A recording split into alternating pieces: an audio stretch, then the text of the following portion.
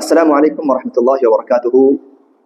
میرا آج کا موضوع ہے لڑکی بچیوں کے بگاڑ کا سبب، اور اس کو ایک مثبت اور پازیٹیو اینگل سے بولیں کہ ہماری لڑکی بچیاں جو ٹین ایج کے بعد میں، پیوبرٹی کے بعد میں، جوان ہونے کے بعد میں، جب کالج لائف میں جب آتی ہیں، کیوں یہ دین، اخلاق اور عادات، اطوار اور اپنی تہذیب سے دور ہوتی چلی جا رہی ہیں؟ کیوں وہ خاندانی زندگی سے دور ہوتی چلی جا رہی ہیں؟ کیوں ان کو پکانا نہیں آتا، گھر میں وقت گزارنا اچھا نہیں لگتا، مہمانوں سے آنکھوں میں آنکھ ملا کر کے مسکرا کر ویلکم کرنا نہیں آتا؟ ہاں، یہ کیوں نہیں ہو رہا ہے؟ اوکے، سو ٹوٹلی جو ہماری تہذیب اور اسلام سے وہ بچیاں ایک موقع پر آ کر اپنے لیے وہ ضروری نہیں سمجھتی۔ وجہ کیا ہے کہ بھائی لڑکیوں کی بگاڑ؟ میں جب یہ کہہ رہا ہوں تو اس کا مطلب یہ نہیں کہ لڑکے سب فرشتے ہیں یا بڑے نیک اور صالح ہیں، یہ نہیں بول رہا ہوں، اس پہ الگ بات ہوگی، ٹھیک ہے۔ لڑکیوں کے معاملے میں تقریباً مسلمانوں کا ہر علاقہ پریشان ہے۔ سوشل میڈیا میں جو اخبار دن اور رات آ رہے ہیں اور آئے دن آ رہے ہیں کہ بھائی فلاں طرف فلاں ہو گیا، کوئی مرتد ہو گئی، کوئی جو ہے فلاں کے پیچھے چلے گئی، کوئی جو ہے سوسائڈ کر لی، کوئی جو ہے پڑھائی چھوڑ دی، کوئی اپنے ماں سے بغاوت کی۔ سبحان اللہ، یہ جو ہے ایسا لگتا ہے کہ ہم ایک اندھیرے میں جی رہے ہیں جہاں پر ہمیں کوئی چیز دکھائی نہیں دے رہی، اور ہر چیز جو ہے افراتفری کا شکار ہے۔ اور جب بھی میں نے بہت سارے اسپیکرز کو سنا، بہت سارے علماء اور اسکالرز کو سنا، جزاکم اللہ خیرن، کہ اصلاح سماج پر جب بات کرتے ہیں، عورتوں کے اصلاح پر بات کرتے ہیں، مردوں کی بگاڑ کے اسباب پہ جب بات کرتے ہیں، تو اکثر ہماری باتیں جنرلائز ہوتی ہیں، یعنی عموماً باتیں کرتے ہیں ہم لوگ، اسپیسیفکلی بات نہیں کرتے، سبجیکٹ وائز بات نہیں کرتے، ایک کریٹیکل تھنکنگ بہت کم ہوتا ہے اور اینالائزنگ بہت کم ہوتا ہے۔ وہ تشخیص بولتے ہیں نا کہ بھائی یہ پرابلم ہے، یہ پرابلم کا سلیوشن یہ ہے، اور اس سے بچنے کا راستہ یہ ہے، اس کے ریسورسز یہ ہیں، اور دوسرا پرابلم یہ ہے، اس کو ڈائگنوز ایسا کرتے ہیں، اور اس کے بعد اس کا حل یہ ہے۔ جیسا ہم دنیا کی ساری تعلیمات ایسے لیتے ہیں، سائنس اور میتھس میں ہم لوگ اسپیسیفکلی پڑھتے ہیں، لیکن جب تعلیم، تربیت، اصلاح اور اخلاقی جو ہے نا بگاڑ کو، اس کو صحیح کرنے کی جب باتیں آتی ہے، تو ہم عمومی ادلہ، عمومی استدلالات اور استشہادات سے ہم کام لیتے ہیں، جو یا تو بہت چھوٹا طبقہ سمجھتا ہے، دیندار طبقہ سمجھتا ہے، اور 99% جو طبقہ ہے اس کو صرف فضائل کے نام پر ایک تعبدی انداز سے، ارے صاحب مولانا بول رہے ہیں، اچھا بول رہے ہیں، اچھا بول رہے ہیں، بٹ اس کو یہ نہیں سمجھ میں آتا کہ یہ میری ضرورت ہے، یہ پرابلم مجھ میں ہے، میری بچی میں ہے، ہاں یہ مجھے سلوشن یہاں پہ مل گیا۔ ہمارے اسپیچرز، ہمارے پروگرامز، ہمارے سیمینارز اس طرح کے ہوتے نہیں، بس رینڈم لے آتے ہیں، آدھا گھنٹہ بات کر کے چلے جاتے ہیں۔ اور مساجد کے جو ہونے والے خطب میں بھی ہر غریب، فقیر، امیر آتا ہے، ہر آدمی اپنے گھریلو زندگی میں پریشانیوں کا شکار کر رہا ہے، لیکن اس کے پرابلم کا سلوشن وہاں پہ نہیں مل رہا ہے۔ اوکے، اب میں کوئی یہ بات کا دعویٰ نہیں کر رہا ہوں کہ بھائی اعوذ باللہ کہ میں کوئی ایسی باتیں بتا رہا ہوں جو کوئی نہیں بتایا۔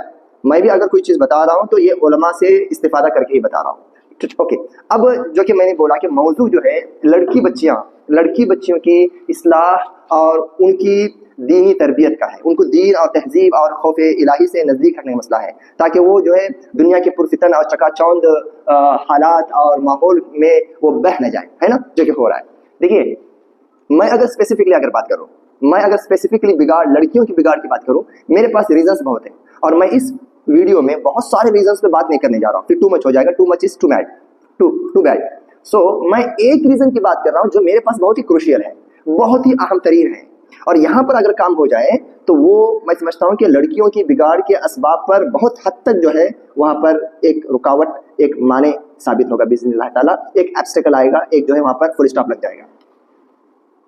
وہ ہے ہماری لڑکی بچیوں کو اپنے گھروں میں اور اپنے خاندانوں میں ان کے اوپر تقریباً مراقبہ بولتے ہیں جس کو، یا نگرانی بولتے ہیں، یا مانیٹرنگ بولتے ہیں، یا ان کے اوپر ایک لیڈرشپ کسی کا ہونا، کوئی ہے جو گھر میں جو ان سے پوچھ رہا ہے، کراس ویریفیکیشن کر رہا ہے، پولیس بن کے نہیں، جاسوس بن کے نہیں، پیار سے، محبت سے، ایک پازیٹیو مینٹیلٹی سے، دوست بنا کر کے، اپنے سے قریب کر کے، لیکن پیار بھی ہے ساتھ ساتھ میں، ایک نمونے کا ڈر اور ایک ہیبت بھی ہے۔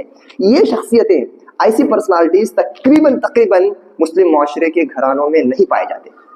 لڑکی جیسے بڑے ہو جاتی ہے، وہ اپنے آپ کو سپریم سمجھتی ہے، اور یہ سمجھتی ہے کہ میرے آس پاس میں جو لوگ ہیں ان سے میری دنیا میں چھپا سکتی ہوں، میرے انٹرنل اور میرے ایجوکیشنل اور میرے جو سوشل اور میرے جو ہے سوشل میڈیا، میرے فرینڈس سے ان کا سروکار نہیں ہے، جو میرے آس پاس میں جو مجھے کھانا دے رہے ہیں، پینا دے رہے ہیں، پال رہے ہیں، بڑے چھوٹے، دادا دادی، ماموں چاچا، ٹھیک ہے، بات چیت کیا تک ٹھیک ہے۔ یہ سوچ نے ان کو بے لگام کر دیا ہے، کانشیسلی یا انکانشیسلی۔ جان بوجھ کے لڑکیاں بگڑتی نہیں ہیں. جب حالات جب سازگار ہوتے ہیں, ان کے لیے ایزی جب ہوتے ہیں, تب وہ خود بخود اس طرف چلے جاتی ہیں جہاں پر ان کو معلوم بھی نہیں پڑتا ہے کہ وہ کسی ڈھلان میں دھستے جا رہی ہیں. بات سمجھ میں آ رہی ہے؟ تو یہ جو نگرانی جو جس کو عربی کے اندر بولتے ہیں حسبہ بولتے ہیں, یا جو ہے حاکم یا لیڈرشپ جو بولتے ہیں, یا جو ہے مؤدب بولتے ہیں, ایک ریاسہ بولتے ہیں, یہ گھروں کے اندر ختم ہو رہا ہے. گھروں سے ان کو وہ جو ہے نا مینٹرنگ اور مانیٹرنگ کا کوئی پرسنالٹی ان کو دکھ نہیں رہی ہے. بہت جلدی وہ لوگ اپنے ماں باپ بڑے بھائی بہن چاچا ماموں کو انڈر اسٹیمیٹ کر لیتے ہیں, ان کو بیوقوف بنا دیتے ہیں. یہ ان لوگوں کی بات کر رہا ہوں جو کچھ پوچھتے پاچھتے ہیں. اکثر تو ایسے ہیں جو اندھا بھروسہ کرتے ہیں اپنے بیٹی پر, سال بھر میں کبھی یہ پوچھتے نہیں کہ بیٹی کہاں جا رہی ہے, کس سے مل رہی ہے, کیسے بات کر رہی ہے, کیا اس کے فرینڈس ہے, کیا اس کے اوقات ہے, کیا پڑھ رہی ہے. اکثر ماؤں کو نہیں معلوم اپنی بیٹی کون سی ڈگری کر رہی ہے. کیونکہ میں سبحان اللہ تعالیٰ, اللہ نے مجھے توفیق دیا ہے کہ میں بیفور میرج کی بھی کاؤنسلنگ کرتا ہوں, آفٹر میرج کی بھی کاؤنسلنگ کرتا ہوں. بیفور میرج کاؤنسلنگ میں جب ماں اور بیٹی جب بھی آتے ہیں تو ماں سے پوچھتا ہوں کہ بیٹی کیا کر رہی ہے. ماں بیٹی کا منہ دیکھتی ہے اور بیٹی بولتی ہے کہ فلاں کورس کر رہی ہو. یہاں تک کہ سبحان اللہ آفٹر میرج شادی ہوئے اور کچھ اختلافات ہسبینڈ کے ساتھ ہوئے, ماں بیٹی کو لے کے گھر والے 4-5 لوگ لے کے آئے, کیا پڑھ رہی ہے بیٹی, کیا پڑھ چکی ہے بیٹی آپ کی بیٹی. ماں کو نہیں معلوم, باپ کو نہیں معلوم. ادھر BSc کر رہی ہے, یا BCom کی ہے, یا BBA کی ہے, یا سائنس لیے ہے, کامرس لیے, کچھ بھی نہیں معلوم. کیا اس کے اسکلز ہیں, کیا اس کے ہابیز ہیں, کیا اس کے جو ہے انٹرسٹ کے فیلڈ سے. سبحان اللہ ایسے لگتا ہے کہ کوئی محلے کی کسی لڑکی کو اٹھا کے لے کے آئے, وہ بیٹی نہیں. یہ جو بیچ میں جو گیپنگ ہے نا, یہ جو اوپر جو مانیٹرنگ ایز اے گارجین جیسا ہونا چاہیے, وہ گارجین شپ نہیں ہے. گارجین شپ اور اوپر سے جو مراقبہ بولتے ہیں, مراقبہ یعنی سرویلینس, اللہ رب العالمین نے ہم کو انسانوں کو رکھا ہے. اللہ کو معلوم ہے میں نے رسولوں کو بھیجا, میں نے کتابوں کو نازل کیا, میں نے معجزات کو دیا, میں نے قرآن کو دیا, میں نبی کو دیا. یہ کافی نہیں ہے, لیکن بندوں کو بتانا پڑے گا کہ ان سارے ہدایتوں کے اسباب اور ریسورسز کے باوجود اللہ ہے, موجود ہے اور رہے گا. وہ علیم ہے یعنی کہ ایکسٹریملی نالج رکھنے والا ہے, بصیر ہے یعنی کہ مائنیوٹ اور چھوٹی سے چھوٹی چیزوں کو, چھپی ہوئی چیزوں کو جاننے والا ہے. سمیع ہے, سننے کا ہے, سنتا ہے اللہ رب العالمین. ایک تم محسوس تمہارے دلوں کی دھڑکنوں کو سنتا ہے. علیم بذات الصدور ہے, دلوں میں اٹھنے والے بھیدوں کو جانتا ہے. یہ اللہ رب العالمین نے ہمیں بتایا اپنے اسماء و صفات, اپنے نیمز اور ایٹریبیوٹس کے ذریعے سے. کیوں یہ عقیدہ ہم کو دیا, یہ فیتھ, یہ بلیو ہم کو کیوں دیا معلوم ہے؟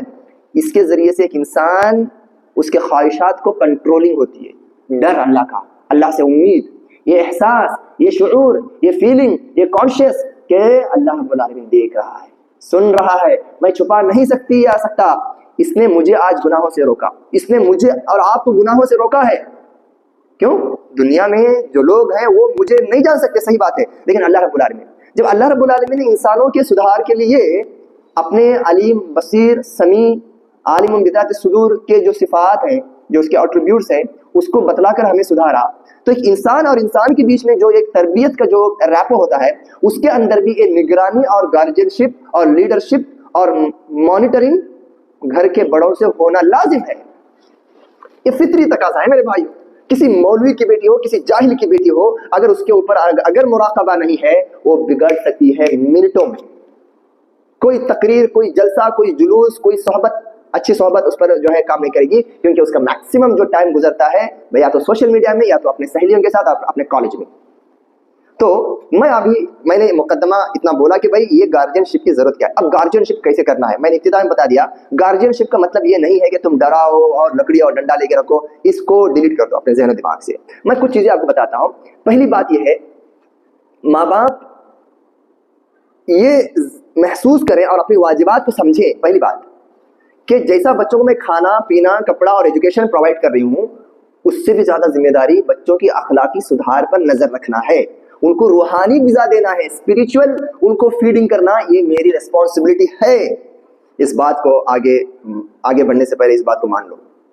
صرف میٹیریلسٹک چیزوں کو پرووائڈ کرنا ماں باپ کی صرف ذمہ داری نہیں ہے, روحانی اور اسپریچول اور ان کے مورل نیڈس کو اور وہاں پر ڈیمیج اور ایررز آنے سے بچانے کی ذمہ داری بھی ماں باپ پر ہے اور گھر کے بڑوں پر ہے.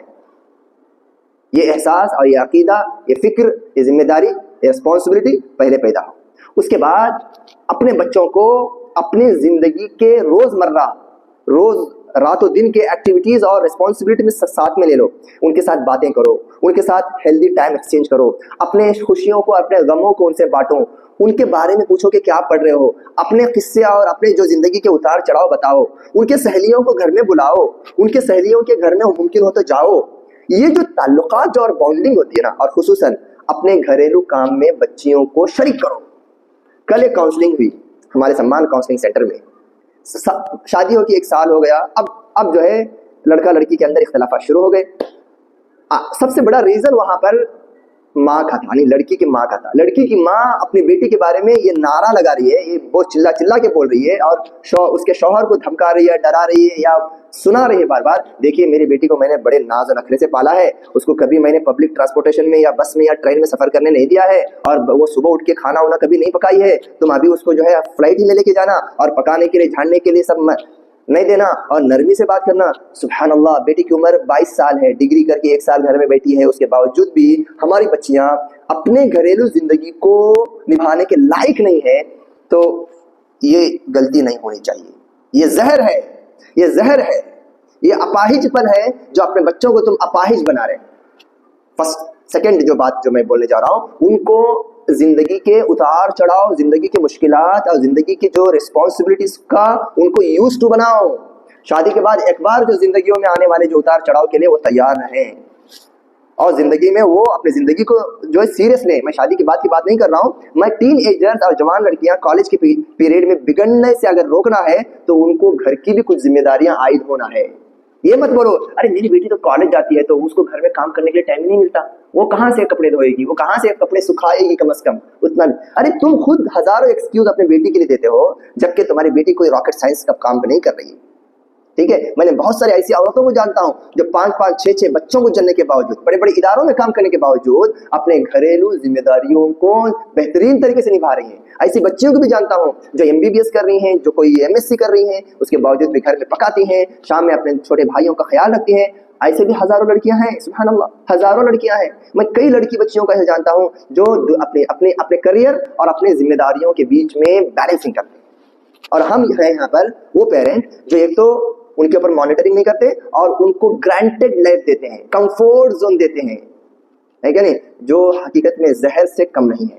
अब करने के मामले में मैंने बताया कि अपने रोजमर्रा के जिंदगी के उतार चढ़ाव और जिम्मेदारियों में उनको शरीक करो, उनको बर्डन डालो, उनकी जहनी बर्डन हो। घर में पैसा नहीं है, बाप कमा रहा है, जिम्मेदारियां है, कर्ज है, घर बनाना है, या फ्यूचर में चैलेंजेस है, या कम से कम मुल्क के हालात हमारे ऐसे हैं, भाई एक जिम्मेदारी तो हो। आजाद परिंदा जैसे जीने ना दो। जितना भी पैसा हो, जितना भी तुम्हारे पास माल और दौलत हो, जरूरी नहीं कि अपनी बेटियों को बताओ और ये बोलो कि तुम लोग बिंदास रहो, पढ़ा हुआ है, बाप का दादा का पढ़ा हुआ है। ना ना, अल्लाह रब्बुल आलमीन हाकिम है, मौला है, देने वाला है। जिस रब्बुल आलमीन ने करोड़पति बनाया तुम्हारे बाप को, उनको फकीर भी बना सकता है, उनको किसी का मोहताज भी बना सकता है। उसके लिए भी अपनी बेटियों को तैयार करो। प्रैक्टिकलिटी बहुत जरूरत है अपने लाइफ के अंदर। मैं तीसरी चीज में बताने जा रहा हूं, हर घर में माँ बाप सबसे पहले, चाहे वो डिग्री करे हो नहीं करे हो, जनरली माएँ क्या बोलती है, भाई हम तो कॉलेज ही नहीं गए। भाई आपने कॉलेज नहीं गए लेकिन घर में शादी, घर में घर बनाना, जिम्मेदारियां और घरेलू मामलात के अंदर कुछ डिस्प्यूट हो जाए तो अपनी बात रखना, उसमें जो है किसी को गलत और सही करार देना, ये सारी चीजों में तुम PhD करती हो, लेकिन बच्चियों को पालने में, उनको समझने में तुम अपने आप को इलिटरेट समझते हो, जाहिल समझते हो। ऐसा नहीं, ठीक है तुमने नहीं पढ़ा, लेकिन फिर भी अपनी शख्सियत और अपनी पर्सनालिटी को अपने बच्चियों के सामने ऐसा रखो कि तुम्हारी जिंदगी मेरे सामने खुली किताब होनी चाहिए और मैं तुमको समझ सकती हूँ, अंडरस्टैंड कर सकती हूँ। ये बाप और माँ, चाहे वो अधेड़ उम्र के हों, चाहे वो बूढ़े हों, या नहीं तो मामू या चाचा या ताया या बड़ा भाई, ये जिम्मेदारी अदा करें, वाजिब है। अला कुल्लुकुम राइन व कुल्लुकुम मसऊलुन अन रइयतिही, हर आदमी अपने एतबार से जिम्मेदार है और तुम्हारी जिम्मेदारी के बारे में पूछा जाएगा। ये लीडरशिप का फुकदान, लीडर नहीं होना, गार्जियनशिप नहीं होना, मॉनिटरिंग नहीं होना घरों के अंदर, ये लड़कियों में अफेयर्स ला रहा है, लड़कियों के अंदर ड्रग्स एडिक्शन ला रहा है, उनकी फ्रेंडशिप को खराब कर रहा है, उनकी आदतों को खराब कर रहा है, उनको पढ़ाई में कमजोर कर रहा है, वो लोग स्किल्ड नहीं बन रहे हैं, पता नहीं कैसे वक्त गुजार रहे हैं। आखिरकार नताइज सामने आते हैं, सुनने को आते हैं कि भाई फलां जगह पर फलां लड़की का ये हालत हो गया, फलां लड़की ने डिग्री पूरा किया लेकिन फेल हो गई या जस्ट पास हो गई। यार सुभान अल्लाह, अपनी जिम्मेदारियों को हमें समझना है, वरना यानी कि हालात कंट्रोल से बाहर हो जाएंगे, उसके बाद जागने का फायदा नहीं होगा। नंबर 4, ان کی موبائل پر, یعنی اپنی بچیوں کے موبائل پر تمہارا کنٹرول ہونا چاہیے. خرید کے کون دیا, پیسہ کون لگایا, اس نے تو نہیں خریدا نا, آپ نے خریدا.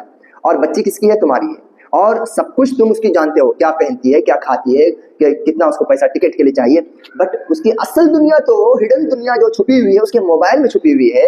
اس کے باپ, اس کے امی کو, اس کی خالہ کو, اس کی پھوپھی کو, اس کے چاچا اور ماموں کو اتنی جسارت اور ہمت اور ڈیرنگ نہیں ہے کہ وہ اپنی بیٹی سے پوچھے کہ بیٹی اپنا موبائل بتاؤ. فرینڈلی پوچھو, دشمنی میں یا سسپیشیس ڈاؤٹ کر کے, جاسوسی کر کے مت پوچھو. بولو کہ بیٹا دیکھو موبائل لے کے دے رہا ہوں یا دے رہی ہوں, لیکن کھلی کتاب جیسا رہے, کھلی کتاب جیسے, کھلی کتاب جیسا رہے. کون بھی جو تمہارے فنا جو گارجین ہیں, خاندان کے جو بڑے ہیں, وہ کبھی بھی تمہارے فون کو فرینڈلی لے سکتے ہیں, چیک کر سکتے ہیں. سبحان اللہ. یہ فکر اور یہ وعدہ اس وقت اپنے بچوں سے کریں جب تم اپنے بچوں کو موبائل فون لے کے دیتے ہو. بہت افسوس ہوتا ہے جب ایسے ماں باپ کو اور ایسے گھر کے لیڈرز کو دیکھتا ہوں جو اپنے میں اتنی ہمت نہیں رکھتے, جٹا نہیں سکتے کہ اپنے بچوں سے, جوان بچوں سے, جو ان کا کھاتے ہیں, ان کا پیتے ہیں, ان سے فیس لیتے ہیں, جو ان کے انڈر میں ہیں, بڑوں کے انڈر میں ہیں, اتنی ہمت نہیں ہے کہ وہ ان سے ان کے موبائل کو تھوڑی دیر کے لیے پوچھیں. وہ دیں یا نہ دیں وہ بات کی بات ہے, پوچھنے کی ہمت نہیں ہے. یعنی کہ سوشلی اور فیملی کے اعتبار سے, اور ہم نے مان لیا ہے کہ بھائی یہ بہت ہی سیکریٹ چیزیں, موبائل, اس کو پوچھنے کا حق نہیں ہے کسی کو. ہم نے گویا کہ ٹرینڈ بنا لیا, ٹریڈیشن بنا لیا, کسٹم بنا لیا, ایک حق بنا لیا جو کہ ناحق ہے. اوکے, ان کے موبائلز پر کنٹرول اور ایکسیسیبلٹی, اس کو دیکھنے کا, جانچ پڑتال کرنے کا, خاندان کے, اگر تم کو نہیں آتا جانچ پڑتال کرنا, خاندان کے کسی کوالیفائڈ اور کوئی اخلاق اور شعور اور اچھے کیریکٹر والے آدمی کو بلا کر کے, دیکھو میرے بچے کا موبائل چیک کرو کبھی بھی, آپ تھوڑا مجھے بتاؤ تاکہ میں بچے کے بارے میں تھوڑا سا ٹینشن فری رہوں. یہ کام آپ کریں, اور بچے کو بھی بتائیں بیٹا میں تمہاری دشمن نہیں ہوں, میں تمہاری بھلائی چاہتی ہوں, مجھے تسلی چاہیے کہ تم اور تمہارا ذہن و دماغ کیسے کام کرنا, یہ چاہیے, اس کی بہت ضرورت ہے. پانچویں جو چیز جو ہمیں کرنا ہے وہ یہ ہے کہ اسکول جو آپ کی بچی جاتی ہے نا, اس اسکول سے جتنا اچھا تمہارا تعلق رہے گا, جس کالج میں تمہاری بچی جاتی ہے, ان کے ٹیچر سے, ان کے پرنسپل سے ایک اچھا ریپو مینٹین کرو. کم از کم 2 یا 3 مہینے میں اپنی بیٹی بچی کے بارے میں پوچھنے کے لیے, ضروری نہیں کہ وہ بلائے, اوپن ہاؤس ہو, یا سال کے اینڈ میں اسکول ڈے دیکھنے کے لیے, نعوذ باللہ ناچ فنکشن دیکھنے کے لیے تم جاؤ. یہ نہیں ہوتا.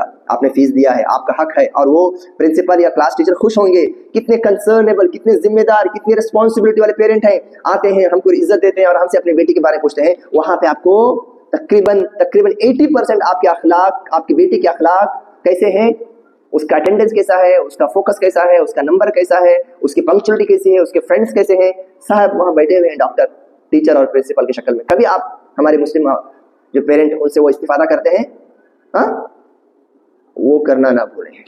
اسکول صرف تعلیم کے لیے نہیں ہوتا, ڈگری کے لیے نہیں ہوتا, تربیت کے لیے سب سے بڑا کروشیل رول جو ادا کرتا ہے. اور ان کی جو اسکیننگ, ان کی کیا کیریکٹر ہے, ان کے انر اور ان کے ایموشن کیسے ہیں, اس کا رپورٹ آپ ان کے ٹیچر سے لیں.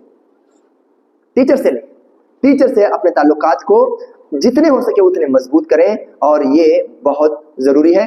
اور میں نے بتایا کہ ان کے سہیلیوں کو اجنبی مت سمجھے, ان کے سہیلیوں کو فون کرے. کبھی کبھار ان کے سہیلیوں کے ماؤں سے بولیں کہ دیکھو ماشاءاللہ تمہاری اور میری بیٹی جو ہے ایک ساتھ جو ہے جاتے ہیں, آتے ہیں, بیٹھتے ہیں, بہت ذکر سنتی ہوں تمہاری بیٹی کا, تو ماشاءاللہ یہ کچھ بھی آپ رشتوں کو یعنی کہ کنیکٹڈ رکھنے کے لیے, ایک دوسرے سے منسلک رکھنے کے لیے اپنی بیٹی کے سہیلیوں کے ماؤں کے ساتھ فرینڈشپ کرو.